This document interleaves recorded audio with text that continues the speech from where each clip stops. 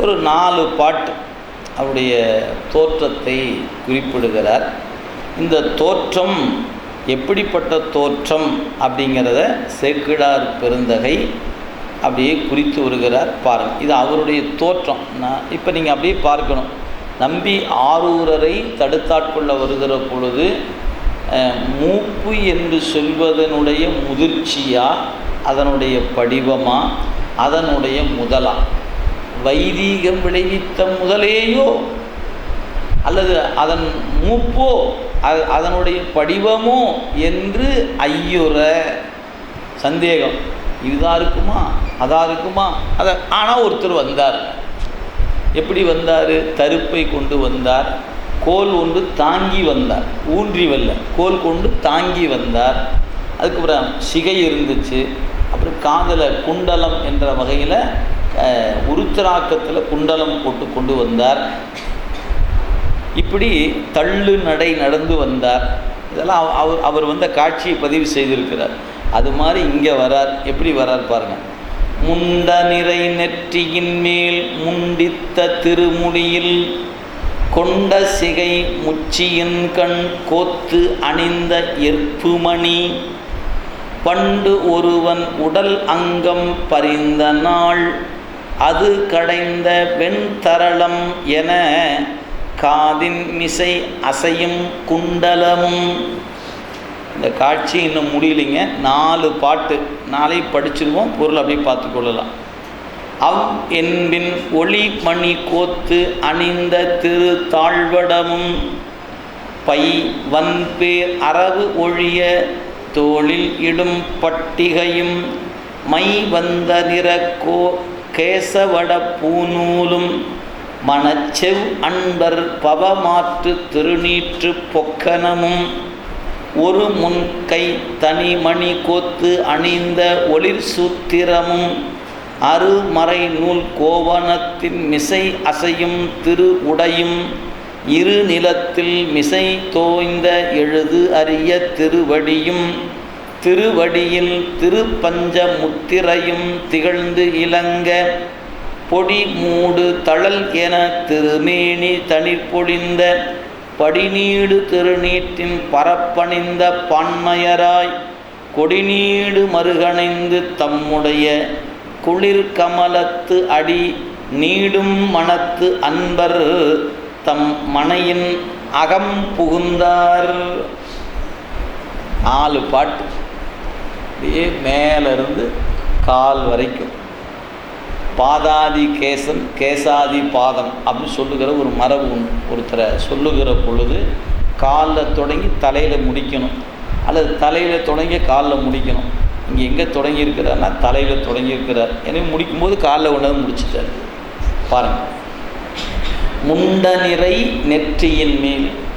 முண்டம் அப்படின்னா நெற்றி அப்படிங்கிற பேர், அதுக்கு பேர் நல்ல திருநீர் பூசிய நெற்றி. முண்ட நிறை நெற்றியின் மேல். சுடர் முண்டித்த திருமுடியில். அந்த தலைமுடி எப்படி இருக்குது அப்படின்னு கேட்டால், நீங்கள் பார்த்தீங்கன்னா தெரியும், அந்தனர் மரபில் முன்பகுதியில் கொஞ்சம் வழித்த மாதிரி எடுத்திருப்பாங்க.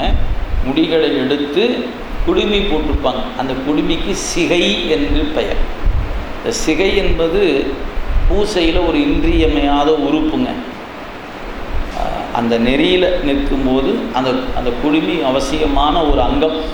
ஏன் இந்த 6 மந்திரம் சொல்லுவோம், சடங்க மந்திரம் என்று சொல்வது.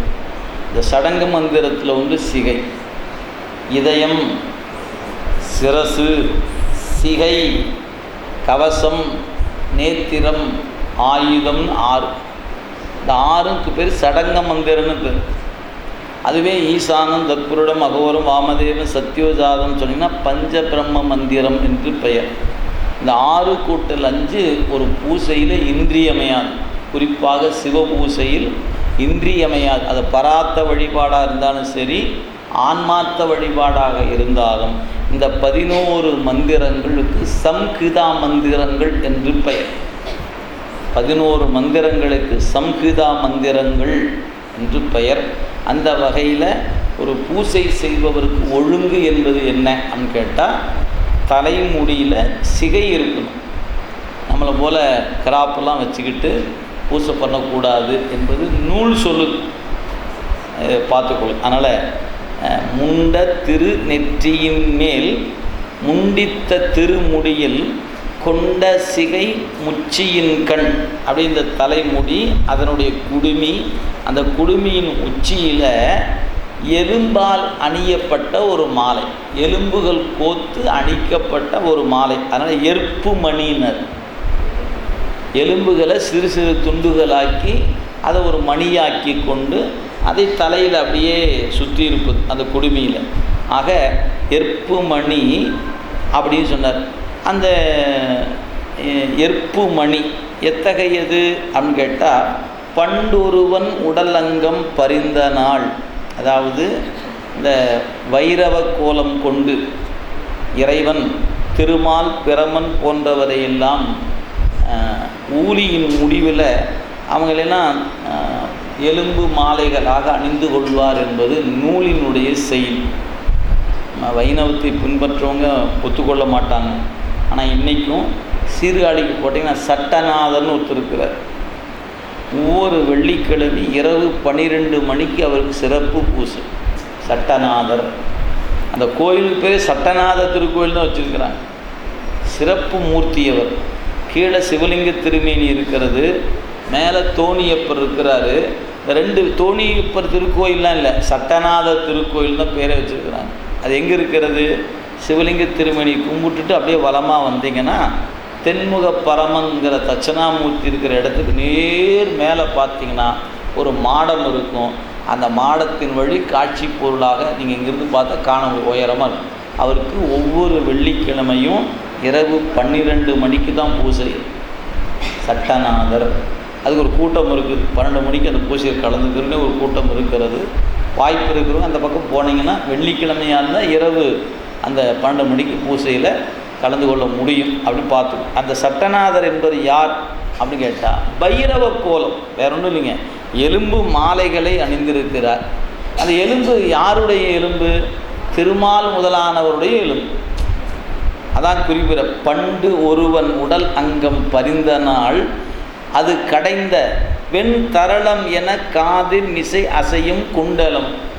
இதில் இவருடைய கோலமே பார்த்திங்கன்னா எலும்பை கொண்டு வெவ்வேறு வகையான அணிகளை தலையில் இருக்குது. இப்போ நாமளாக தான் உருத்திராக்கத்தை எடுத்து தலையில் போடுவோம், அது சிகாமணி. அதனால் தலைமாலை, இண்டைன்னு சொல்லுவது, தலைக்கு போடுவது. அப்புறம் காதில் ஒரு உருத்திராக்கம், அப்புறம் கழுத்தில் பக்கமாக ஒன்று, கொஞ்சம் கீழே ஒன்று, இன்னும் கொஞ்சம் அப்படி அது ஒன்று பேர் வேறு பெற்றோம். கழுத்தை ஒட்டி போட்டால் ஒரு பேர், போட்டால் ஒரு பேர், கொஞ்சம் தொங்கி கொண்டு இருந்தால் அதுக்கு பேர். நம்ம சொல்கிறோம் ஆரம், நெக்லஸ்ஸு, வேறு வேறு பேர் சொல்கிறோமா இல்லையா?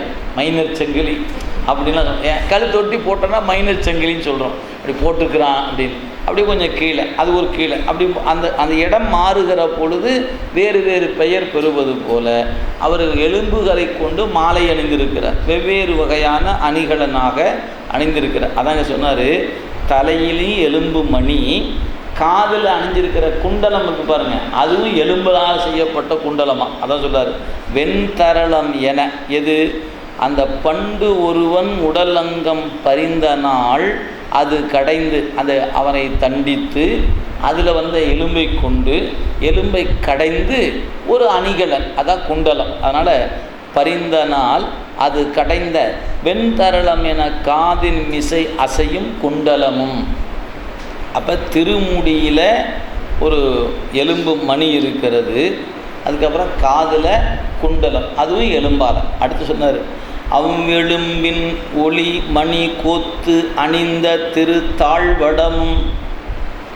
மார்பில் அணியக்கூடிய மாலைக்கு தாழ்வடம் என்று பெயர். அதுதான் வடமாலை. வடமாலை அப்படிங்கிற ஒரு சொல் இருப்பதை பார்க்கிறோம். அதனால் தாழ்வடம். இப்போ நாவுக்கரசருடைய திருமேனியில் பார்த்திங்கன்னா உருத்திராக்க மாலை தான் தாழ்வடம் இருக்குது. அதனால் தாழ்வடமும். பை வன்பேர் அரவு ஒழிய.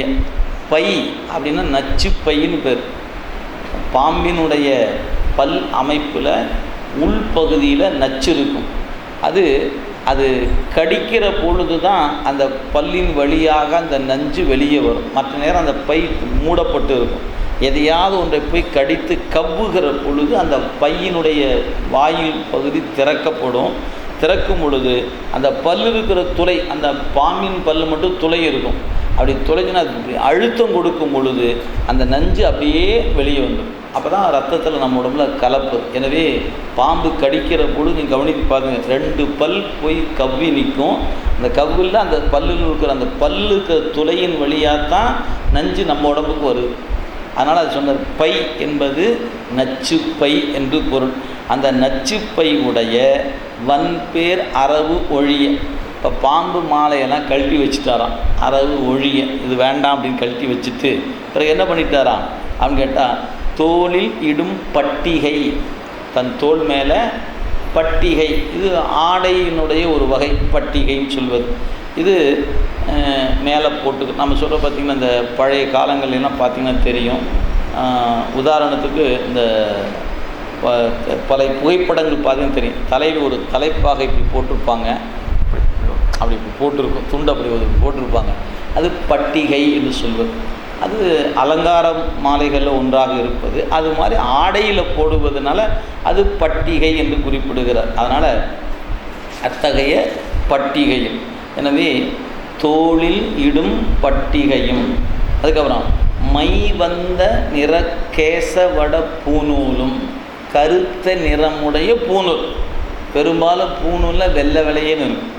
ஏன், அவங்கெல்லாம் பருத்தி நூலில் வருகின்ற அந்த நூல் கொண்டு அணிகிற பூநூல், எனவே அது வெள்ளை நிறமாக இருப்பது.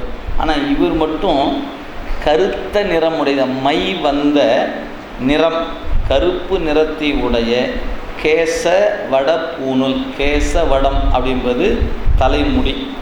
அப்போ அது சொன்னால் மயிர் பூநூல் அப்படின்னு சொல்லுவது. சொல்லு அதுதாங்க.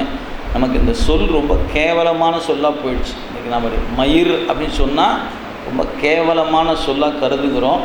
அது அந்த சொல் கேவலம் அல்ல. ஏன்னா திருக்குறள் மயிர் என்ற சொல்லத்தான் பயன்படுத்தியிருக்கு.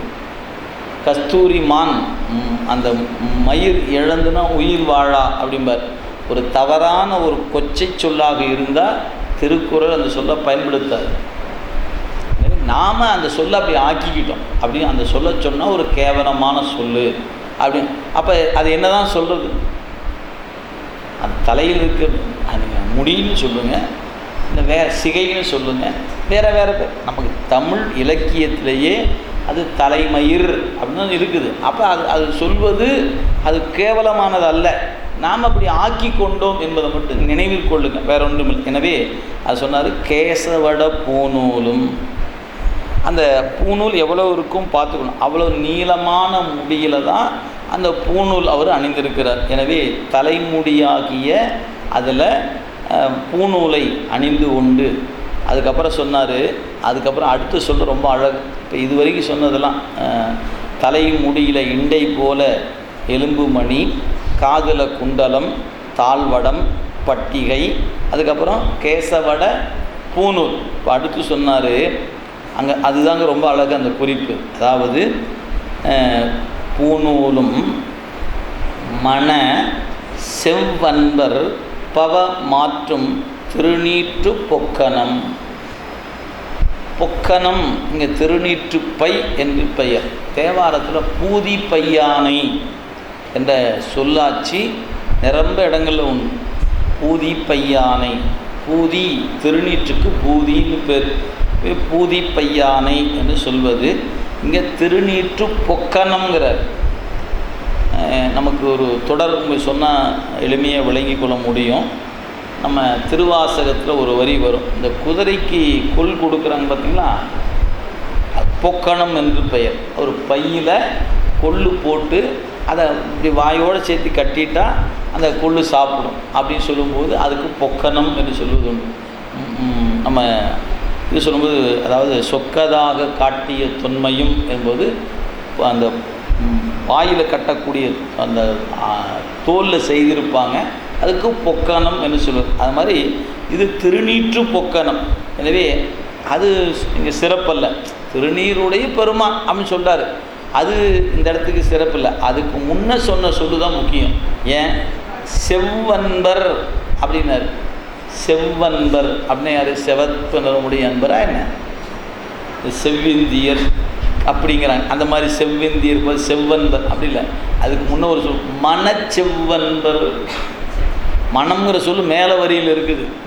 யாரெல்லாம் செம்மை மனம் கொண்டிருக்கிறார்களோ, ஏன் மனம் செம்மையாகாத வழி நீங்கள் என்னது மந்திரம் சொன்னாலும் வேலை இல்லைன்ட்டாங்க.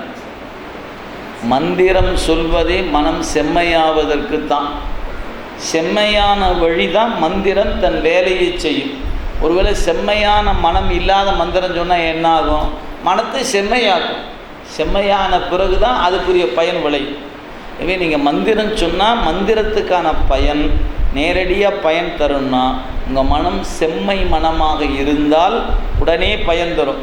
இல்லைன்னா மனதை செம்மையாக்கிய பிறகு தான் பயன் விளையும்.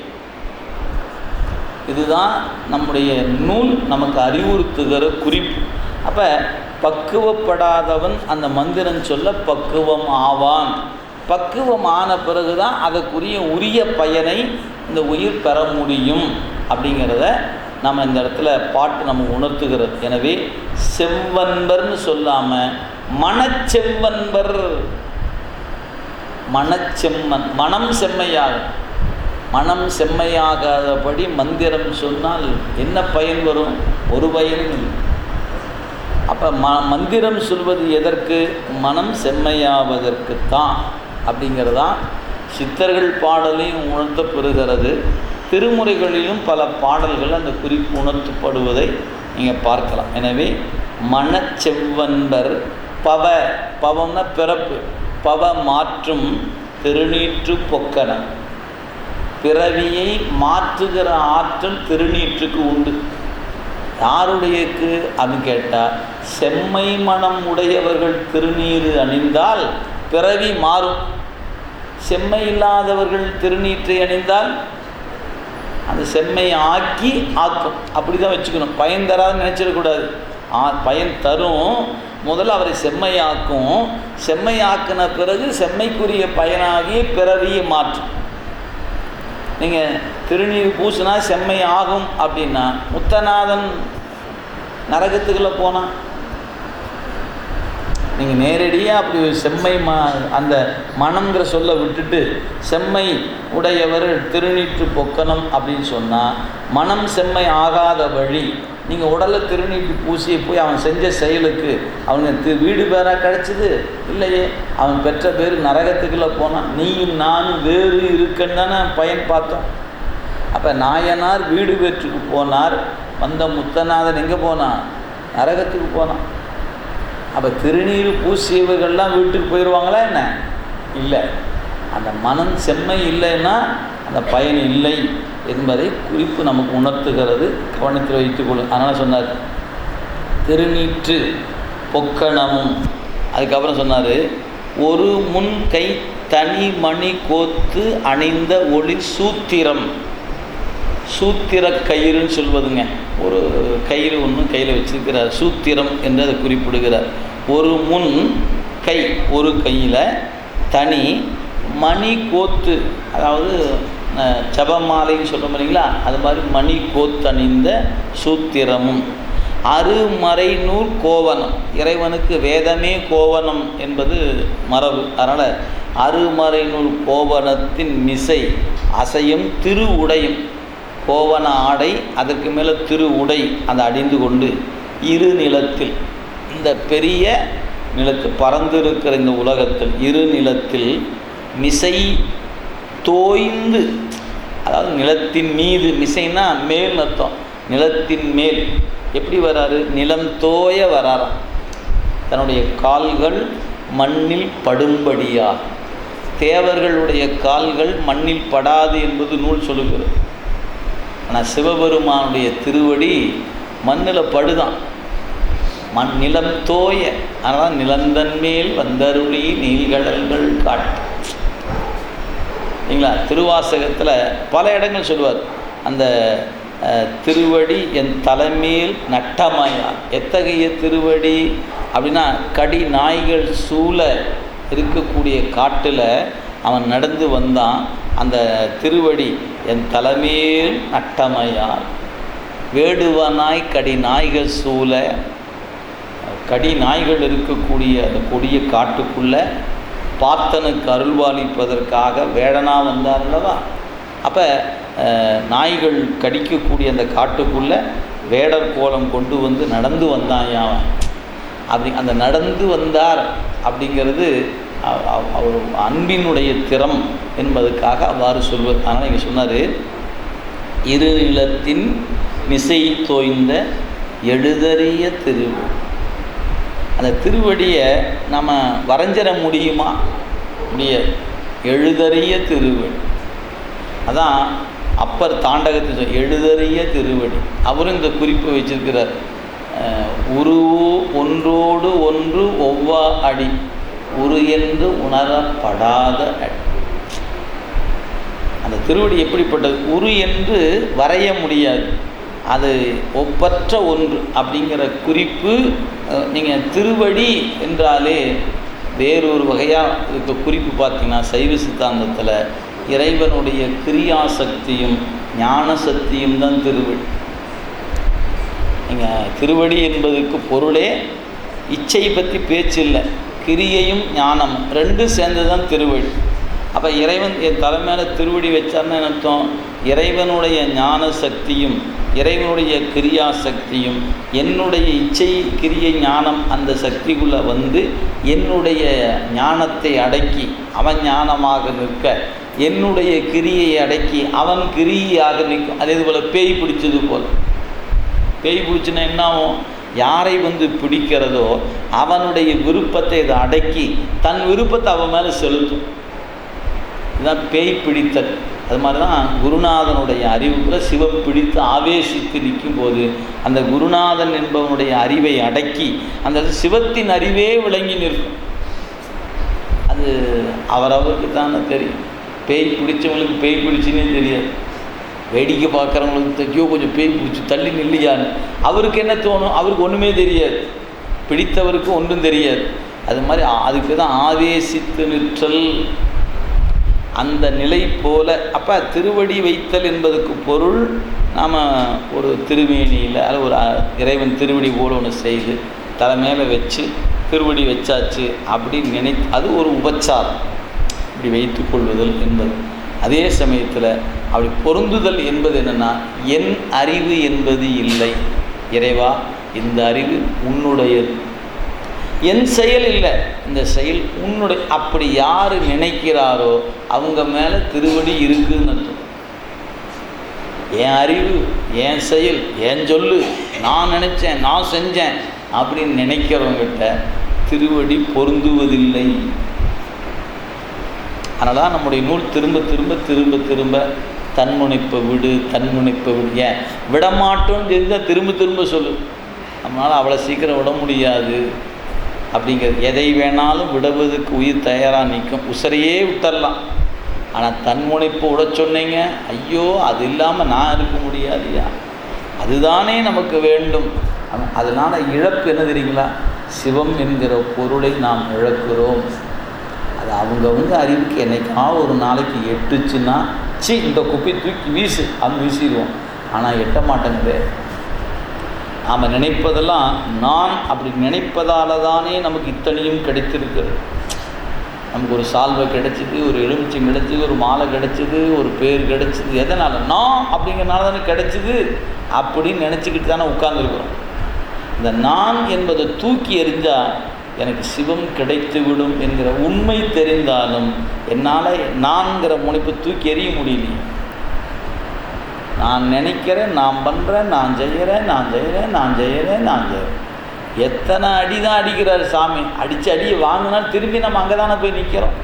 அத்தனை அடி வாங்கி திருந்திட்டுமா என்ன? நம்ம பட்ட துன்பத்துக்கெல்லாம் என்ன காரணம்? அவங்கவுங்க வாழ்க்கையில் யாராவது துன்பப்படாத இந்த அரங்கில் உட்காந்துட்டு போகிறோமா என்ன? எல்லோரும் ஒவ்வொரு வகையும் துன்பத்தை அனுபவிச்சு தான் உட்காந்துருக்குறோம். அடி வாங்கும் போதே திருந்திருக்க வேண்டாமா? திருந்தலையே இன்னும். ஏன் திரும்ப திரும்ப அடி வாங்கணும்? எதனால்? அந்த நான் என்கிற முனைப்பை விடாதனால இந்த துன்பம் தெரிகிறதுங்க. இதுதான் சிக்கல். எனவே நமக்கு படிப்பதில் என்ன தெரியுதுன்னு கேட்டால், இந்த முனைப்பு என்பது தெரிகிறது. அதுக்கு தான் படிச்சிருக்கோம். நான் முனைப்போடு செயல்படுவேன் என்பதை நான் படித்து தெரிஞ்சுக்கிட்டேன். விட்டுட்டியா நீ? ஐயோ அது எப்படிங்க விட முடியும், அது இல்லைன்னா நான் எப்படிங்க. இதுதாங்க படிக்கிறதுக்கு படிக்காதவனுக்கு தெரியாமல் இருக்கிறான். அதனால் அவன் முனைப்போடு இருந்தாலும் இல்லைன்னா பிரச்சனை இல்லை. நாம் தெரிஞ்சு விடாமல் இருப்பவர்.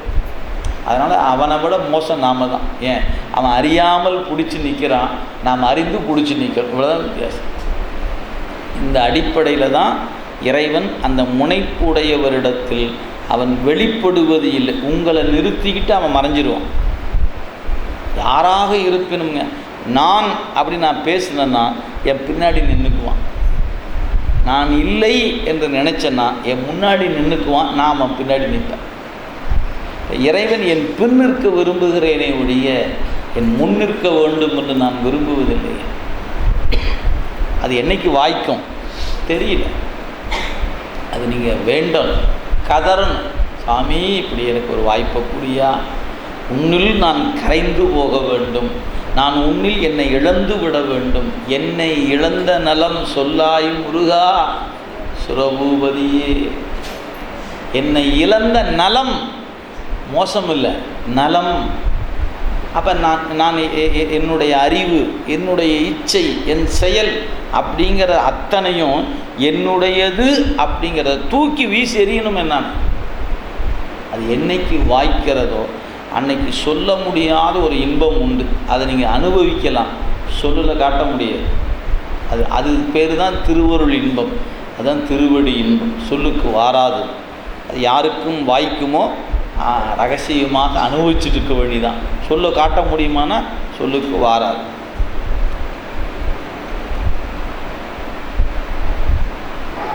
அதனால் சொன்னார் எழுதறிய திருவடி. அதனால் எழுதறிய திருவடியும், அந்த திருவடியில் சொல்லார், திருவடியில் திரு பஞ்சமுத்திரை, அந்த கால் சுவட்டில் பார்த்திங்கன்னா 5 வகையான முத்திரைகள் அமைந்திருக்குதான்.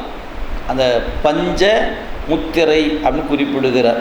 அது என்ன அந்த 5 என்று சொன்னால், அதாவது தண்டு, வாள், சங்கு, சக்கரம் என்று சொல்லக்கூடிய வண்ணமாக அந்த 5 வகையான அவை அங்கு அமையப்பெற்றிருக்கிறது என்று குறிப்பிடுகிறார்கள். எனவே தாமரை, சில பேர் காலில் பார்த்திங்கன்னா தாமரை வடிவம், அந்த கோடுகள் தாமரை போல் இருக்கும். சிலவருடைய காலில் சங்குகள் போல் இருக்கும், சிலது சக்கரம் போல் இருக்கும். காலில் சக்கரத்தை கட்டிட்டு நிற்பான் போல் இருக்குது அவன் சொல்லுகிறோமா இல்லையா? அது மாதிரி அந்த வகையில் இந்த 5 வகையான அந்த நிலை அங்கே அமையப்பெற்றிருக்கும் என்பதை நூலில் குறிப்பிடுகிறார்கள். அந்த நூல் 5 சொல்லும்போது வேறு வேறு வகையாக சொல்லுகிற பழக்கம் இருக்கிறது. எனவே அந்த வகையில் பஞ்ச முத்திரை என்று 5 வகையான முத்திரை என்று குறிப்பிடுகிறார்கள். எனவே அந்த வகையில் திருவடி எழுதறியது, அந்த எழுதறிய திருவடியில் 5 வகையான முத்திரைகள் அமையப்பெற்றிருக்கின்றன அப்படிங்கிறதான். எனவே பஞ்சவடி முத்திரையும் அப்படின்னார். அதுக்கப்புறம் சொன்னார் திளங்க பொடி மூடு தளல் என்ன திருமேனி. இது ஒரு அருமையான உவமை. பொடி மூடு தளல் என திருமேனி. இந்த மிகப்பெரிய விறகுகளை நெருப்பு மூட்டணும்னா அப்படியே கொழுந்து விட்டு எரியும்.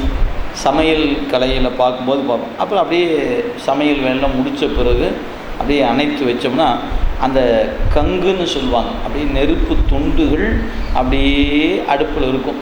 நீங்கள் நெருப்பு அணைந்த பிறகு அந்த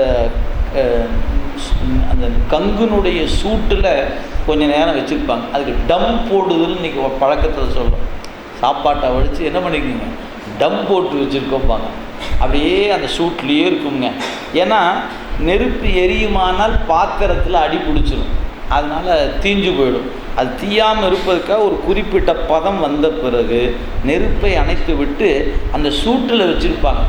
அந்த நெருப்பு துண்டு என்ன ஆகும்னு கேட்டால் அப்படியே நேரம் ஆக ஆக ஆக ஆக ஆக அப்படியே சாம்பல் பூக்க ஆரம்பிச்சிடும். அப்படியே வெள்ளை வெள்ளேன்னு இருக்கும். வெளியே பார்க்கும்போது லேசாக ஒரு காற்று அடிச்சுன்னு வச்சுக்கினேன், அந்த சாம்பல் விலகுச்சுன்னா உள்ளுக்குள்ளே செக்கச்செவேன்னு அந்த நெருப்பு துண்டு இருக்கும். அது மாதிரி இருக்குதான் சிவபெருமானுடைய திருமேனி. எது அவர் சிவந்த திருமேனி, அந்த சிவந்த திருமேனியில் வெள்ளை வெள்ளேன்னு திருநீரை இப்போ நாமனா 16 இடங்களை பூசிட்டு வரோம் பார்த்தீங்கன்னா, இப்படி இல்லை, உடம்பு முழுக்க திருநீர் பூசிக்கிட்டார். அவருடைய கோலமே அந்த கோலம்.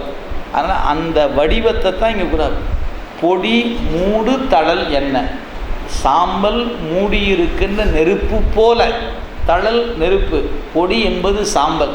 எனவே சாம்பல் மூடியிருக்கின்ற நெருப்பு துண்டு எண்ணெய் திருமேனி தனில் பொழிந்த படி நீடு திருநீற்றின் பரப்பணிந்த பான்மையராய்.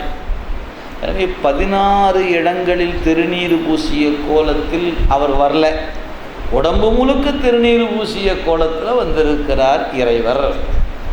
அதனால் அப்படி வந்த கோலம். அதுக்கப்புறம் கொடி நீடு மருகணைந்து தம்முடைய குளிர் கமலத்து, அவருடைய கொடி நீடு அந்த கொடிகள் வீசுகின்ற நெடு வீதியில் நாயனாருடைய இல்லத்துக்கு வரலையா, கொடி நீடு மருகு அணைந்து, மருகுன தெருகு அணைந்து தம்முடைய குளிர் கமலத்து அடி நீடு மனத்து அன்பர்.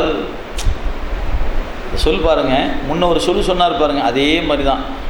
உள்ள நிலை பொருளாய ஒருவர்னார் பாருங்க, உள்ளத்தின்கண் நிற்கின்ற நிலை பொருள், உள்ள நிலை பொருள். அதே தான் இங்கேயும் சொல்றார், குளிர் கமலத்து அடி. பெருமானுடைய திருவடி தாமரைக்கு ஒப்பாக சொல்வது உண்டு.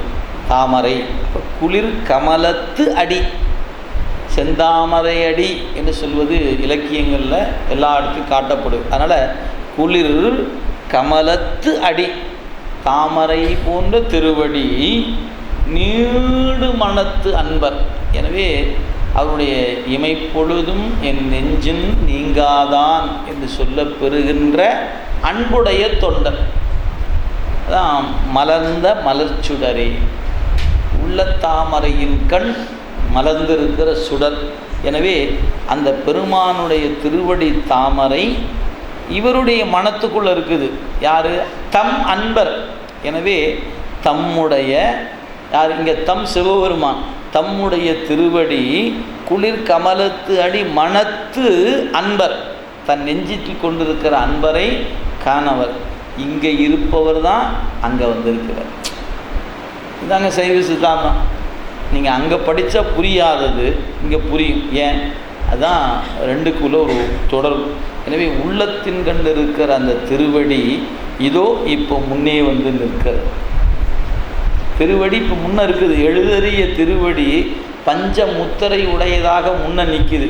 உள்ளத்தில் இருக்கிற திருவடி அப்படியே நினைத்து பார்த்தா யோக நெறியில் ஒன்றுபட்டு நிற்கிற திருவடி அது வாய்க்க உள்ள கிழையின் உரு எழுதி என்பார் திருநாவுக்கரசு பெருமான். எனவே நெஞ்சத்தில், நெஞ்சம் என்கிற துணியில் அந்த பெருமானுடைய வடிவத்தை எழுதி உயிர் என்கிற பொருளை ஆவாகனம் செய்துட்டும்பார். இது அப்பர் தேவாரம் திருவாரூர் பதிகத்தில் அதை குறித்திருப்பார். அது மாதிரி இங்கே தன்னுடைய திருவடி நீடும் மனத்து அன்பர் தம் மனையின் அகம்புகுந்தார். ஏற்கனவே நெஞ்சத்தில் தான் உட்கார்ந்துருக்கிறாரு, இப்போ வீட்டுக்குள்ளே வராராம். உள்ளத்திலிருந்தவர் இப்போ எங்கே வராரு? வீட்டுக்கு வரார். இங்கே இருப்பவர் தாங்க அங்கே வரார். இவர் வேறல்ல, அவர் வேறல்ல. எனவே மனையின் அகம்புகுந்தார். அவருடைய வீட்டுக்குள்ளே, நாயனாருடைய வீட்டுக்குள்ளே உள்ள நுழைகிறார் அப்படி சொன்னார். இப்போ இந்த பாட்டு வரை 4 பாட்டு சொன்னார் பாருங்க. இந்த கோலம் என்ன கோலம் அப்படின்னு கேட்டால் மாவிரத சைவம் என்கிற கோலம். அதாவது சைவத்தை சொல்லும் பொழுது பல்வேறு வகையாக சொல்லுகிற ஒரு மரபு உண்டு. அந்த வகையில் இது மாவிரத சைவம் என்று பெயர். பாசுபத சைவம்னு ஒரு சைவம் இருக்குது. காலாமுக சைவம்னு ஒன்று இருக்கிறது. காலாமுகம், பாசுபதம், மாவிரதம், வைரவம், வாமம், 6 சமயம் இருக்குது. 6லேயும் சைவங்கிற பேர் இருக்கும். அந்த 6 சைவம் சித்தாந்த சைவம் அல்ல. அது நம்ம சித்தாந்தத்தில் ஆழமாக நுணுகி போகும்போது பார்க்கக்கூடிய ஒன்று. இங்கே அந்த கோலத்தில் இங்கே பெருமான் அவரை நோக்கி வருகிறார். எனவே அவர் வருகிற கோலம் மாவிரத சைவம் என்கிற கோலம். அதை சேக்கிழாரே பதிவு செய்கிற அடுத்த பாட்டில் பாருங்கள்.